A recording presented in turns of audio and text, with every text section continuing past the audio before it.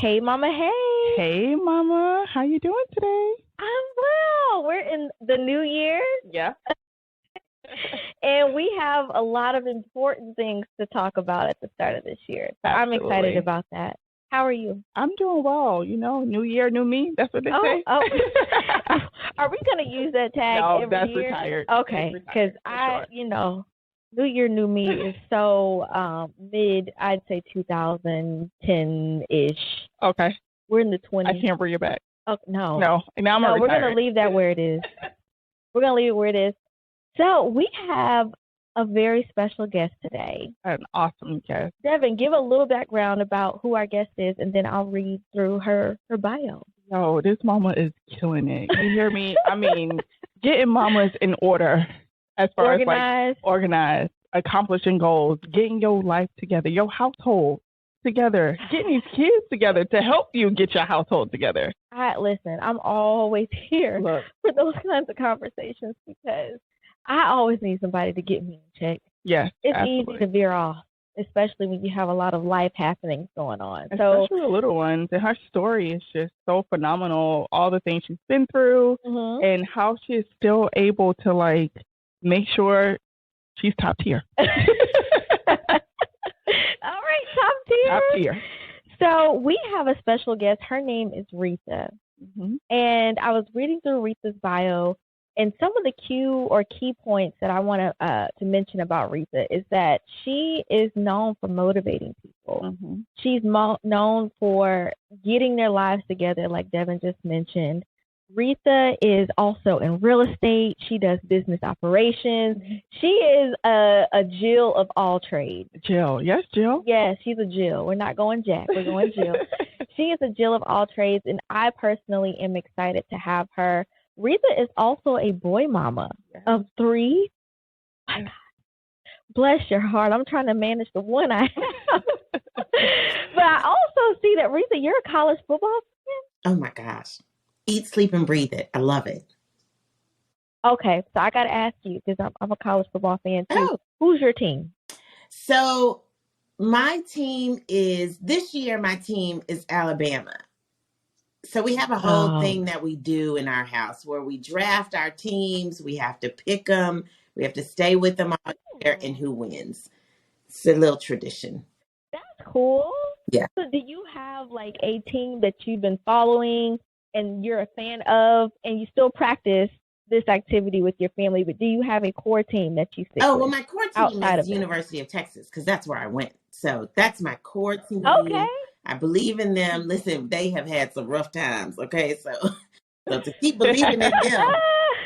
But yeah. I got you. I'm a War Eagle, so I cannot root for Alabama.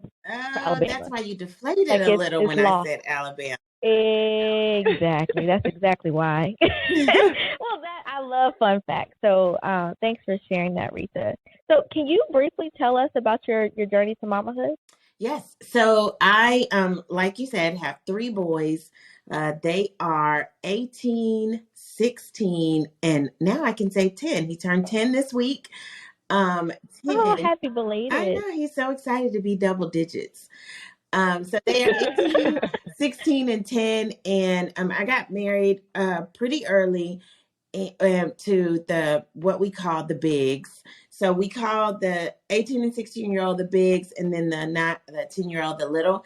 So the bigs, Dad and I got married early, and we knew nothing, just young babes doing stupid things.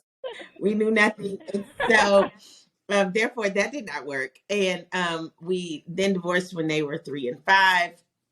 And that was my entry into motherhood. It started out beautiful and it's still beautiful now, but I was a single mother for a stint. And so everything that I do now, I have a heart for single moms. Like that's a journey. And I've been a single mom twice because the 10-year-old, his dad and I got married. And if anyone knows my story, then you know that he passed. And so then I was a single mother again and a widow. So my journey in motherhood has had a little piece of what kind of mama can you be? Because I have been that mama. But I love it. I wouldn't trade it. I've learned so much about myself, about kids, about the world and how they view people. So I wouldn't trade it at all. Thank you so much for sharing. Okay, so you briefly shared that you experienced an unexpected life event. Like, what kept you going? Especially as a single mom and being with what just kept you grounded and going? I think what always keeps me going is God, and that seems like the cliche answer. Uh, that's like, oh, she's such a Christian. That's so cute.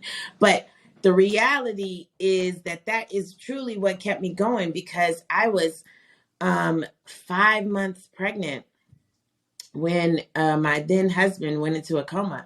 And so I was 5.5 months pregnant in a room. He's in a coma. They're saying all this horrible stuff. And I'm like, what am I going to do? And so I wasn't practicing Christianity, if you say. I did not have a full-fledged relationship with Christ, but I had a good foundation. My grandmother prayed for me. My mother prayed for me. My mother called me every Sunday in college and was like, you need to go to church. So I had a good enough foundation to know that when that happened, I just fell to my knees in the hospital ICU and was like, God, what are you doing?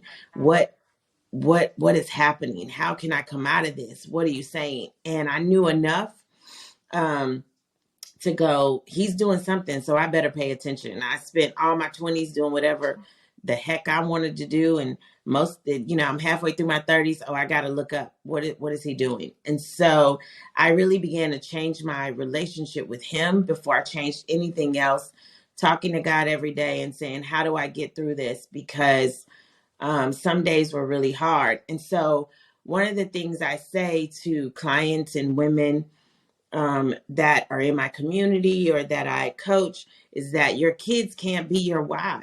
And people are always like, my kids are my why and they are the reason for life. And I'm like, well, that's cute, because when life really hits you and knock you down, they can't be it. Right. And so when I'm in ICU on the floor crying, I can think about them, but I'm also thinking, if I'm being real, I'm also thinking like my mother gonna have to help them because I'm out. So yeah. I really mean that when I say I had to lean into God helping me to figure all of it out. Praise him over here. So we understand. So Devin mentioned that, you are known for getting people together, helping them get their lives organized, and you've had so many things happen in life, unexpected things, right? When did you realize that, I need to change how I do things, like my routines, and how did that work out for you? So when the Biggs father and I decided to get divorced, I was very devastated because I did say I was young, but I also marriage was the thing. It was what you did, and you had kids, and that's what you did. And so for that to be over was devastating to me. And I thought, what do I do, or how can I get my whole life?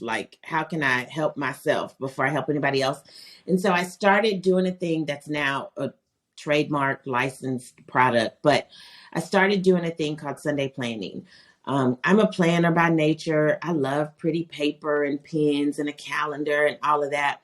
But then I just started writing down 5 things that I could do on Sunday that would help me throughout the week. Because now remember, I'm now a newly single mom with a piece of a career and no man.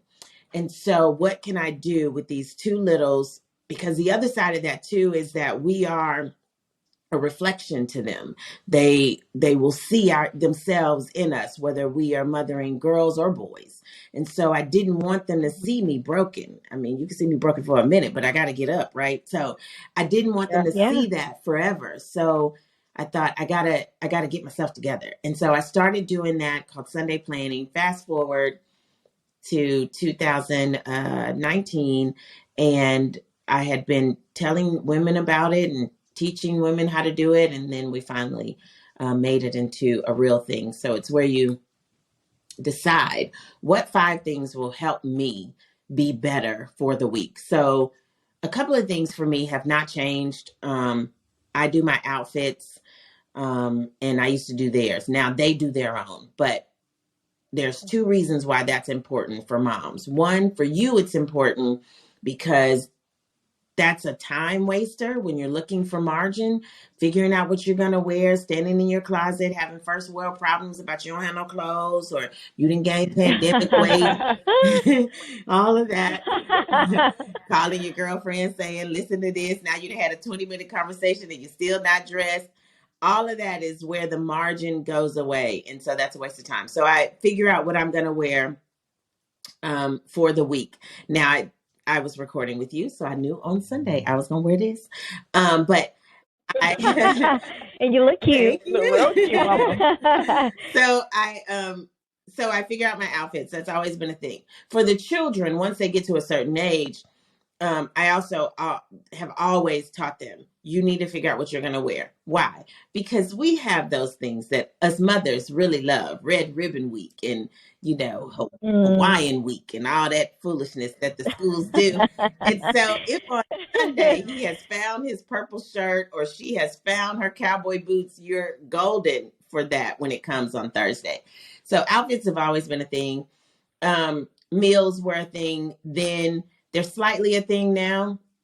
But back then, as a single mom, planning what you're going to eat is key for 2 reasons. Again, one, so that you're not last minute eating out because you didn't take the pork chops out because the chicken wasn't thawed. And 2, because you can then grocery shop from that list, and specific grocery shopping nets you less money than just going in the store saying, well, we got to eat. So I've always done that. The third thing is I look at my schedule. Looking at your schedule is key because you, as a single mom, or really as a mom who has help, partners or family, it's good to know where everybody is going to be. When they are little, you may need help with pick up and drop off and take to a sporting event. When they are my kids' age now, we need to know that y'all aren't going to be home for dinner. Ain't no point in cooking all this if y'all not home. Right. And it's also letting us know where everybody is. And so schedule is key for that reason too. For kids, once they get to a certain age, my kids now, it's important for them to do that part of their Sunday planning because you need to know that you have a test. Like you need to know that when you need to start studying. And so you should plan that out. The fourth thing that I do today that I didn't do then is social media. I am on social media for business, not pleasure. And so I plan out all my content just for the week. I don't go too much further than that because planning content, valuable content, is a lot of brain space. It's a lot of work. Oh, girl, you are preaching to the choir in the congregation.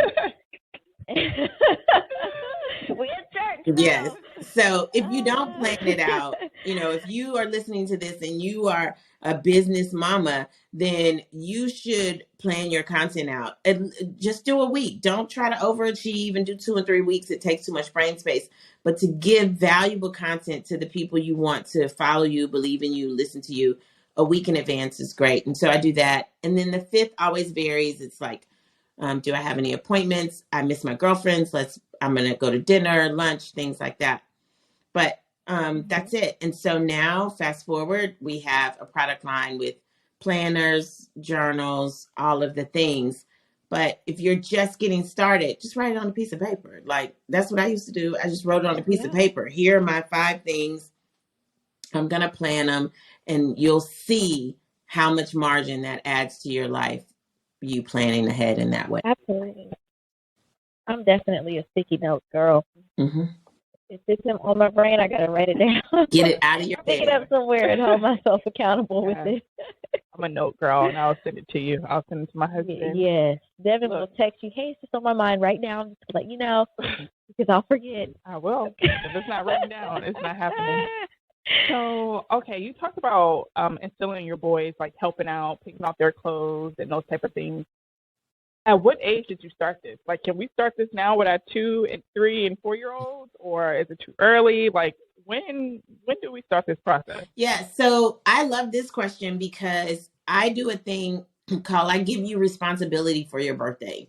So at every birthday, I look at my plate and I go, whew, what can I take off? Because you older now. What can I gift you? I love It it. seems like you need a little bit of something that I could give you. So I started about 5 or 6, and I gift them different responsibilities, things that are age appropriate for them that they can begin to do. And all the way up to my son is a senior. He's just turned 18. And so he got gifted even more responsibility this year. He takes my car. An adult now. So when they are 5 or 6, we start with simply the trash. So we have trash cans all around our house. I have one here in my office. My office bathroom has one. We have little trash cans everywhere. And so 5 or 6 take out the trash on Saturday because and pick up everything on the floor in your room. Like nothing should be on the floor in your room. And just in case you didn't know, under your bed there's a floor there, so nothing should be there either. You know, That's a good one. Sliding everything under the bed. Do you know I have boys? Can you tell I have boys? So nothing should be on the floor. So 5 or 6, they do that. 7, I gift them their laundry. Now that's just personal to me. I don't like laundry. I never have. And so as soon as they are 7, they get their laundry, because in the laundry room is now this is where I wasted time, and it's not waste because it brought back fruit. I wrote down every single thing I did. Like I did laundry one day and wrote down every time my hand moved so that it would be pretty concise and clear, and laminated it. Ticket to Kinko's and laminated it. It's been there for years. So they get their laundry at 7. You have to do your own. I mean, I'm out of it. I have no interest. So there's a step stool in there, and they do their laundry at 7. At 8, they have one night where, no, 9. At 9, they have a night for dishes. I haven't cleaned the kitchen in 12 years, 11 years. I haven't cleaned the kitchen. Wow. That's what I'm talking about. So they clean the kitchen starting at 9. They have a night. So right now, the bigs are very gracious to their little brother. The oldest does it Monday, Tuesday, Wednesday. The little does it Thursday. And then the middle does it Friday, Saturday, Sunday. So they clean the kitchen. They clean their bathrooms. They clean everything at 9. 9 is the year of cleaning. They clean their bathrooms. I don't use the bathroom anyway in there anyway, so have at it. But it's, I want to walk in. I do want to walk in there and know that it is clean. But they clean their bathrooms. Yes. They do everything. When they turn 16, though, that's a really big one because I no longer put gas in my car. They take my car every Sunday and put gas in it. If you can't remember to put gas in my car on Sunday, I can't remember to give you gas money for your car on Tuesday. Like, it's just... These are going to be some good husbands. But wait, listen. Listen, because that's the goal. The goal is nothing for me. The goal is nothing for them. The goal is for them to be good husbands. The goal is for them to be good in college. We all went to college with that boy who we were like, did he bathe? Do you think he bathes? My husband. You're looking at him like he's fine, but I don't know if he... Right, you got to see how he living. How is he living? And so... Ooh, your boys are going to be good and ready. Well, the jury's still out on the middle. I mean, he doing it. He's doing it. He has the tools. Yeah, he definitely has the tools. And you know what? Whoever they marry are going to be grateful for you. Yeah, absolutely. And he can cook now. He can cook. The oldest, all right, he can't cook. I mean, he can read the directions though. He can do that. So, man, I love it. Yeah. So, gift and responsibility. We look up and wonder, when will they learn this? They see us doing it. They hear us talking about it. When will they learn it? And so my theory is just make them responsible for it. We have Instacart and Ship now. When they turn 16, I have an oldest and a middle. No, I no longer have Ship. You go run to the store. And I do want you to be like Ship, though. Don't come back here with no substitutions. I want you to text me a picture. And I gotta approve them first. I need to approve that. Don't come back and say they didn't have no eggs. Don't play with me. Tell me why you at the store. But that's how I just believe that that's how they learn. I have in in the notes app on my phone, I have a list of things that I think that they should know, right? Because mine are getting close to leaving here. And so our world is changing. In one of my bakeries years ago, the girl, I said, hey, the banks are going to be closed. They're going to have this parade. Run to the ATM. PNC's ATMs let you decide how you want your money out by bills. And so get it. And she was like, I've never used an ATM. And so I was like, oh, wow. What? Well, if you think about it, why would they now, right? Yeah. Why would they? And I rarely use the ATM now. Me too. I can't tell you the last time I've been to the ATM. Yeah. We don't use it anymore because it's either cash back. Yep. Or cash app. Yep. Bill. Yeah, so I just, now that we think about it, from that interaction, I just started creating a list of like things that could be important. I mean, they may never have to use an ATM, but you don't want them to be like dumb to it. Tell an employer, like she told me, I've never used an ATM. Now I got to run through that with her. So I just have a list. Fill out a job application. I mean, they may never have to do it, but a job application mirrors the doctor's application. When you go to the doctor or the dentist, that's all kind of the same. Change a tire, pump gas, know where your oil is. There's so many things on there. Like, I'd have to pull it up, but there's so many on there that I just was like, what? And then I asked other moms on social, like, what are some things that you looked at your kid and went, now you don't know how to do that? What is that? You know? And I'm definitely taking mental notes because my son is only 3 now, but he's growing so fast, and I want to make sure he has everything he needs to feel like he's equipped to deal with the world, and I want to start that as early as I can. So this schedule or birthday responsibilities that you've given your son, I'm taking mental note of that. Yeah, that's a good one. And here's the reason that it helps. The main reason why you should do it, if you're on the fence or you're thinking, I don't know, they're too old. First of all, if they're in your house, they're not too old. So those moms who are like, well, he's 20, he in your house, he not too old. If something happened, he's still there. But the reason that it's important is because they will leave and you want them to know, right? And then the other reason it's important is because your mental calendar for it is their birthday, which means that you won't be frustrated at a certain time in your life trying to teach them something and you feel like it's too late. And then they're not learning it because they're learning through your frustration. Whereas if you just put it naturally in your habits, which, you know, on their birthday, then it feels more clear and concise to you and to them, and nobody's offended. Nobody feels like, you know, it's a rush thing or you're mad at me. That's why you're doing this. This is punishment. No. So just on your birthday. Whew. So why is all of this important to you? It sounds like you say you need this mental space. Like, I'm taking something off my mental load and passing it on to you on your birthday. But aside from that, why are these schedules and routines important to you? So I say this everywhere I go, and I usually say it at the end. I'll say it now because it feels appropriate here. It's important because this is it. This is the only life you get. You don't get another one. This isn't a dress rehearsal for something else. And so it's important because of that. It's important because before you were a mother, you were a human. Before you were a wife, you were a human. And so just you being a human means that you deserve more. You deserve what you love, not what they love, and not what somebody else loves for you. What do you love?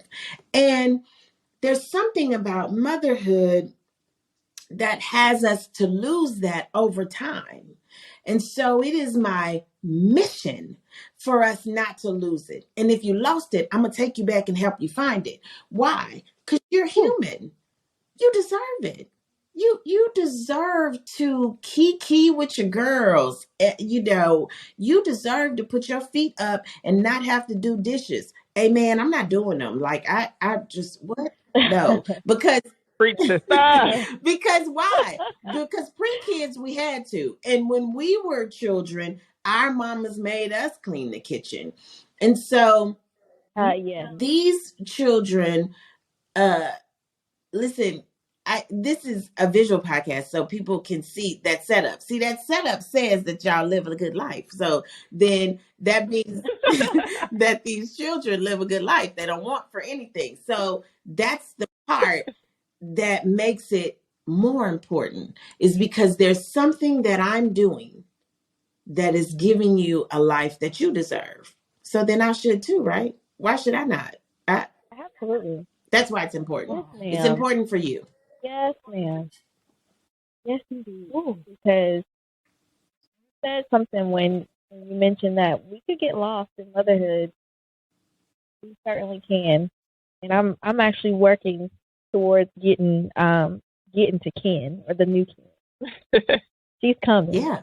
So you have to stay in a certain you have to stay somewhere mentally to be ready for that, to be open to that, to see that, because you'll miss it. Mm-hmm. If you are so focused on the babies, whether they are, my kids' age or truly babies, you'll miss it. Well, we don't want to miss him. We don't want them to have to make a U-turn. Let me just get it the first time. There we go. No U-turns over here. Right. Ooh, girl, I'm about to switch your mama's corner a little bit. Okay. But, okay, so what would you say to that mama who wants to pursue entrepreneurship, right?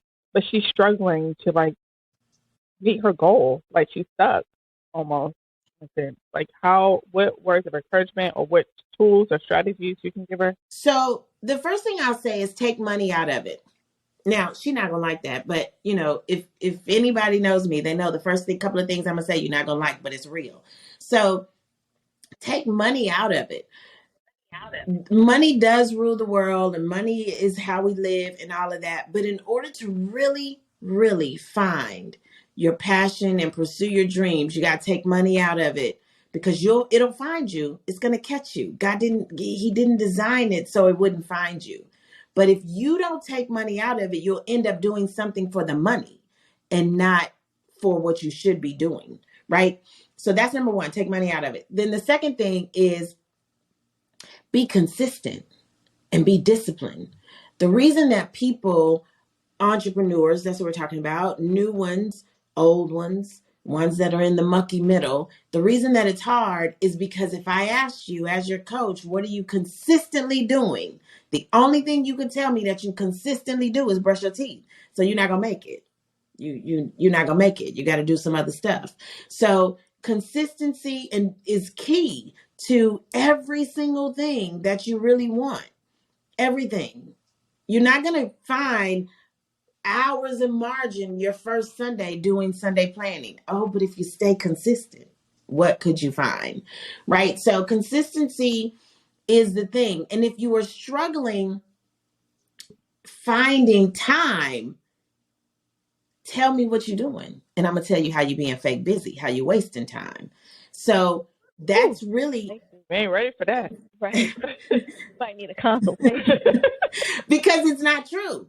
See, God made 24 hours in a day. Now, you got to remember his resume. He's perfect, right? So he knew that was the right amount of hours. The right amount of hours for you to work, the right amount of hours for you to sleep, the right amount of hours for you to dream, all of that. So you are wasting your hours in some sort of way. I'll show you. I don't mind, because you're wasting it. So that when there is time, you just have to not waste it and be consistent in the things that matter.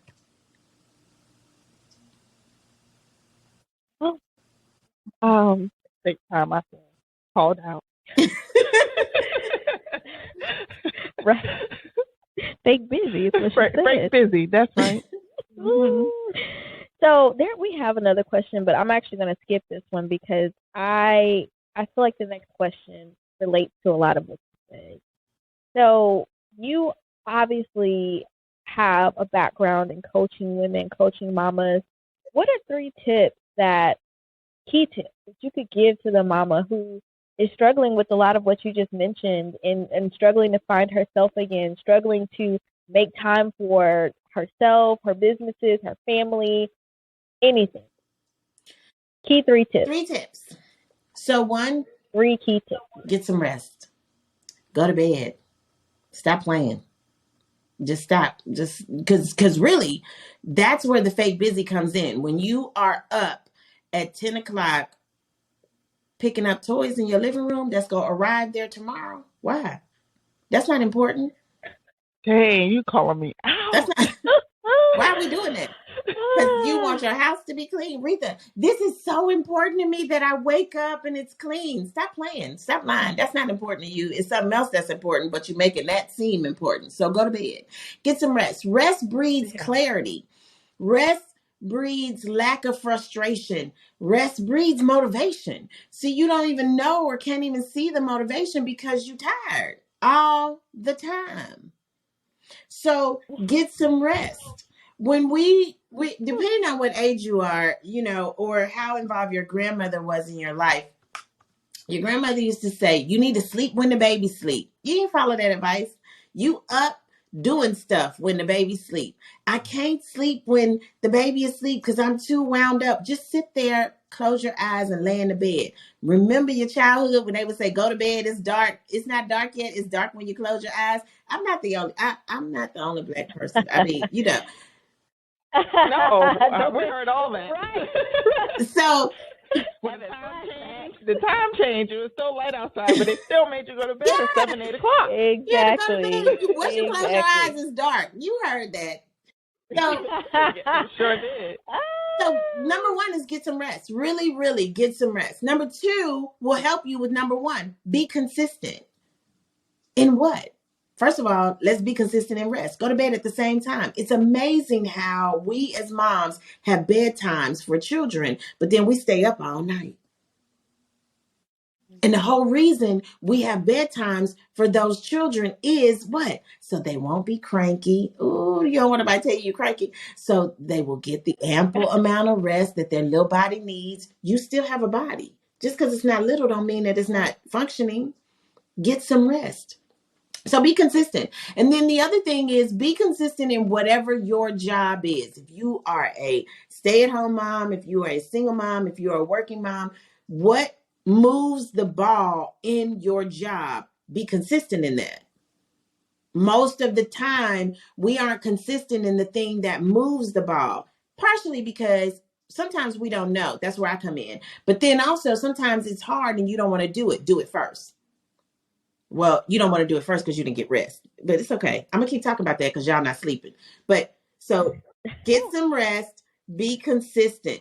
And the third thing to help you live an easier life is to love your life. Truly love it. Remember what I said. This is it. This isn't a dress rehearsal for something else.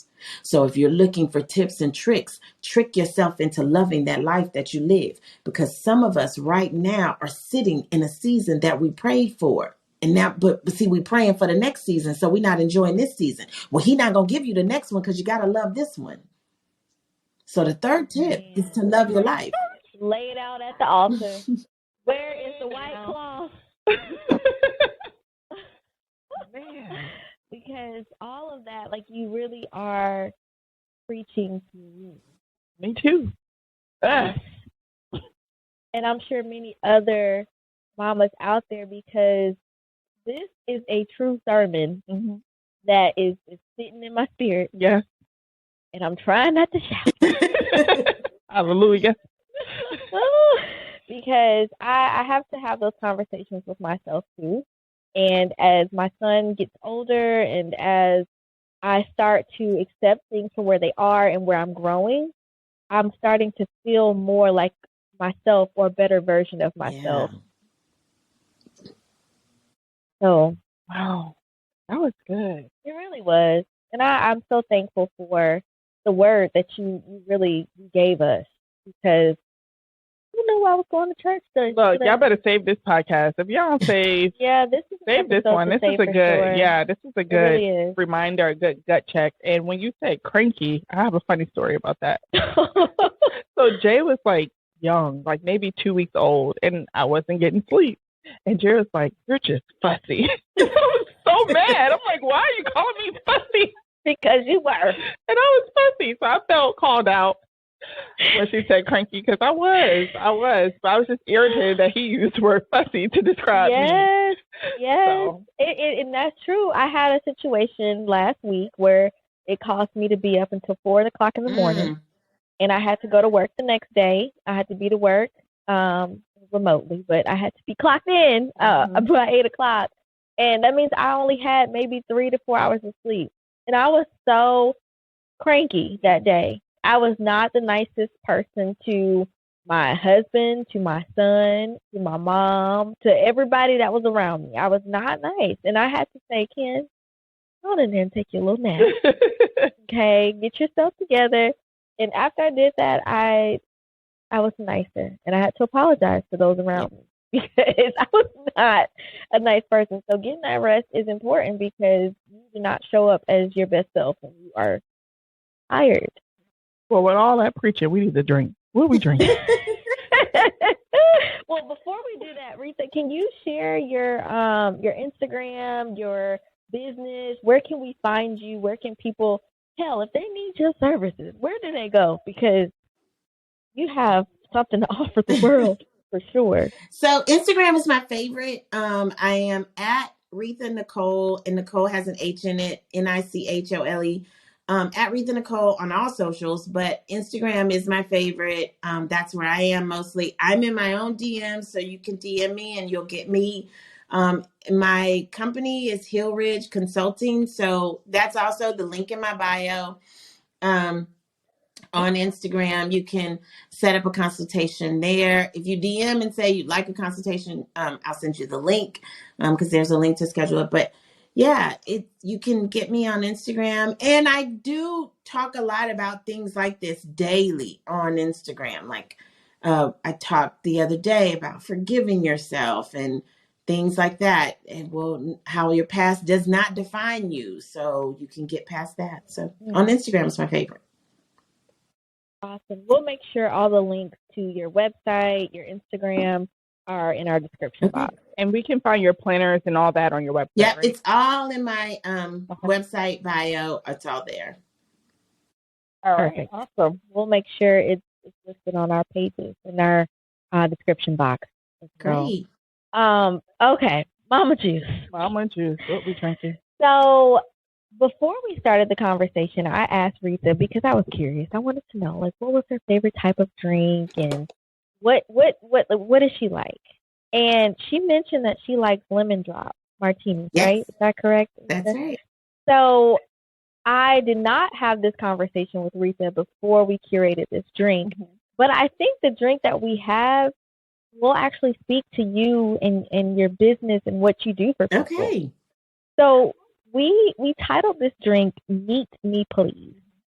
And it's called Neat Me Please because we're cleaning up the way we're living our lives. We're cleaning up our schedules. We're cleaning up our routines. We're cleaning up our responsibilities. We're cleaning up this vision that we see of ourselves, right? Especially those who are mamas. And we've talked about how you get lost in who you are as a person, because you feel like you're so connected to everything else but yourself. Right. So Neat Me Please, clean me up, right? So what fruit do you think of when you think about clean? Lemon. Yeah. And Retha likes lemon, right? So what this drink has is 1.5 ounces of fresh lemon juice, and there's another fruit, oranges. It's also one of those clean, smelling, feeling fruits. It has 1.5 ounces of fresh orange juice. So get you a fresh orange and squeeze that juice out of there. It has 1/2 ounce of ginger simple syrup, which is also another cleanser, ginger. And then you top all that with sparkling wine, and you garnish it with mint, which is also another clean smelling feeling herb. And we call that meat and please. Okay. Love it. It's really good. It's really good, y'all. Yeah, and for our mamas who are mamas to be, or your mamas who don't drink alcohol, which is totally fine, we do have a mocktail version of meat and please. And it has all of those same ingredients, the fresh lemon juice, the fresh orange juice, the ginger simple syrup. We're just going to top it with soda water instead, and you use that mint garnish. Wonderful. Or garnish, not garnish. Garnish. It's really good, y'all. Well, thank you. That's Mama Juice. What's going on in your corner? Yeah, so Mama's Corner. As you all know, this is my favorite part of the episode, and this is our opportunity to connect with our guest listeners. And this is the opportunity where our listeners can kind of write into us. And if you want to vent, have a mama hack, need advice, we're no experts, but we can offer based off our experiences. This is the place for you. So for Mama's Corner today, we're going to be a little reflective because Retha, girl, child, I got some more questions. So you did say something about loving yourself and loving where you are, loving your life, right? What does that look like? Because sometimes mamas may have difficulties doing that, whether it's our bodies, whether how we feel, our life, where we are in life. Like, how do you love yourself? Where do you start? Where do you begin? So I think you start, I like to take the stairs on everything, right? So start small. And for moms, I think it's key that we do start small. One thing. What's one thing? What's one thing you can do to begin to love yourself? So for me, a while back, the one thing for me was my nails. So I wear press-ons because I feel like it is a waste of time to be in the nail shop. And I talk to people all day and they want to do that small talk to me about like, I don't want to. I don't want to. But I also want my nails to be pretty because I'm so used to that.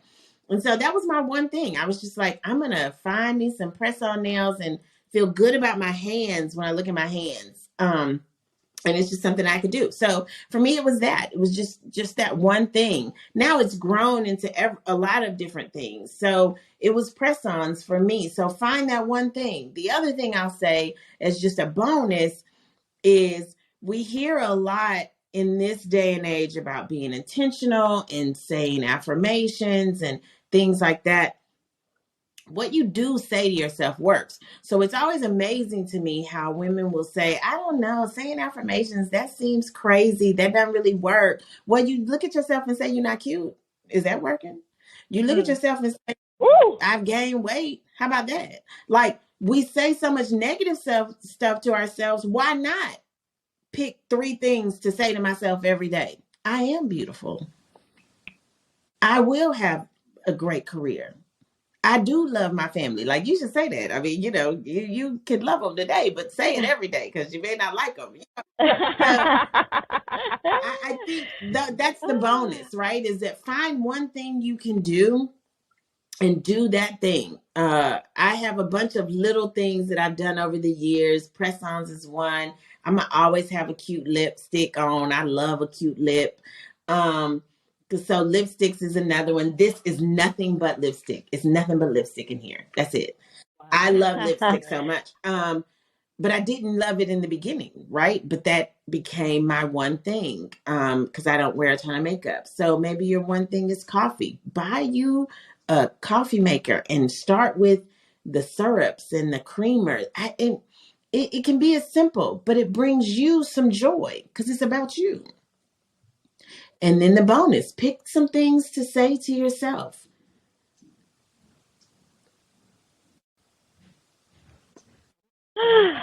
I'm definitely one of those coffee. I don't consider myself a coffee. Yeah. Well, make sure y'all follow and connect with Retha. I mean, she dropped all the gems today. So reach out so much, and do all that. And then, friend, how can they find us on the socials? So we are also Instagrammers for sure. We are at The Real Mama Pod. We're also on Facebook.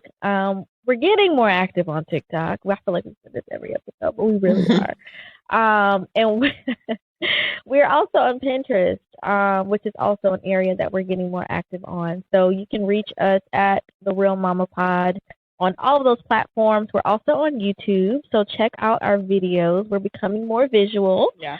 Getting better with time. I told y'all we're a growing podcast. So we appreciate those who have subscribed to our channel and are viewing our videos. Very appreciative of you. But definitely link with us on all of those platforms at The Real Mama Pod. If you're curious about my life, I'm at KendraFerg_ on Instagram. And I'm at DebGrace_ on Instagram. And if you want to write us in Mama's Corner, feel free to email us at mama@therealmamapod.com. We have Mama merch, as you can see. We're rocking that sweatshirt today. Super cute. And then don't forget to rate, like us, write us reviews on wherever you stream our podcast. We really appreciate that. Yes. Until next time. Bye.